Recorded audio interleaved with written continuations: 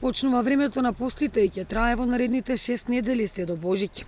Покрај тоа што постот има духовно значење, тој придонесува и за чистење на организмот од мрсна, преработена и калорична храна.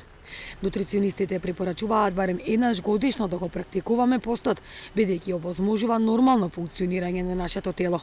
Постот е навистина една чистка на самиот организам, да речеме еден детокс. Повеќето ќе кажат за детокс се потребни само бубрезите, нели, и нормално функционирање нивно, меѓутоа еве самиот пост од кој што трае во подолг период и внесувањето, тука зборуваме доколку се работи за внесување на здрава храна за време на постот, бидејќи ќе спомнеме и понатаму, има разлика како да се пости и како правилно да се издржи тој пост. Значи тој представува одлична можност за сите оние кои сакаат да го исчистат телото на некој начин од токсините. Јас би рекла дека пожелно е сите да го практикуваме барем еднаш годишно, ако не два пати, бидејќи овозможува нормално да функционира нашето тело. Повторно ќе напоменам, тука зборувам доколку постот се држи на правилен начин. Се препорачува за сите, меѓутоа има одредени категории на лица кои што не би требало да се придржуваат до строг пост. Односно, што значи тоа? Децата не се препорачува да постат, бидејќи кај нив се уште се наоѓаат во фаза на раст и развој и потребни се сите нутриенти.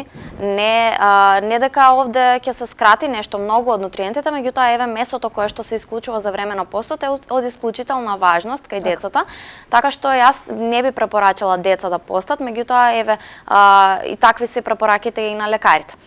За постење, значи исто се исклучуваат и бремените жени, како и доилките, бидејќи може да влијае и на количината на лактацијата, односно на млекото. Исто така и старите лица кои што имаат повеќе болести, бидејќи може да дојде и до влошување на здравствената состојба доколку не се внесуваат сите нутриенти. Оброкот за време на пост треба да содржи голема количина на витамини, макронутриенти и минерали, вели Ирина Лазарова. За време на пост, најчесто луѓето грешат кога, бидејќи не знаат најверојатно што да јадат и како да внесуваат балансирани оброци, се свртуваат кон јаглехидратите, односно најчесто се јадат теста, леп, со пример джем, мармаладот исто така, нели, секакви преработки на овошјата за да се чувствуваат сити. Тука е првата грешка, бидејќи јаглехидратите не се единствени кои што треба да се внесуваат за време на пост.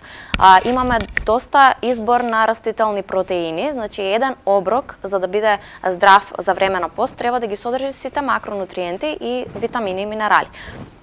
Тоа значи дека треба да се внесува голема количина на легуминози, тоа се изворите растителни на протеини, или тука спаѓаат граф, грашок, леќа, сојата исто така, може да ја спомнеме и наутот, односно леблебијата.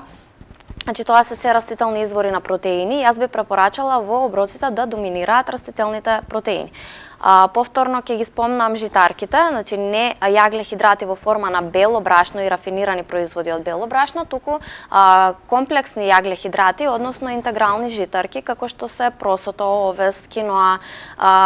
Имаме доста избор на пазарот, барем сега ни се доста лесно достапни и може да се набават дури по нормални цени. Значи не зборуваме за храна која што е скапа за држење на пост. Освен јаглехидратите, мастите, бидејќи дел од постот се држи и само на вода, без внесување на растително масло, а мастите се од исклучителна важност да се внесуваат постојано, бидејќи на тој начин се искористуваат и витамините кои што се растворливи во масти.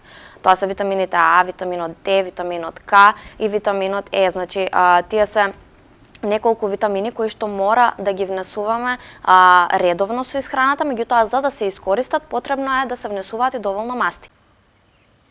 Нутриционистите советуваат за сите оние кои постат исхраната да биде разновидна, богата со антиоксиданси, витамини и минерали. И за крај, по завршување на постот, не треба да се навали на се она што евентуално ни недостасувало и да се обидеме да не се враќаме на некои стари нездрави навики.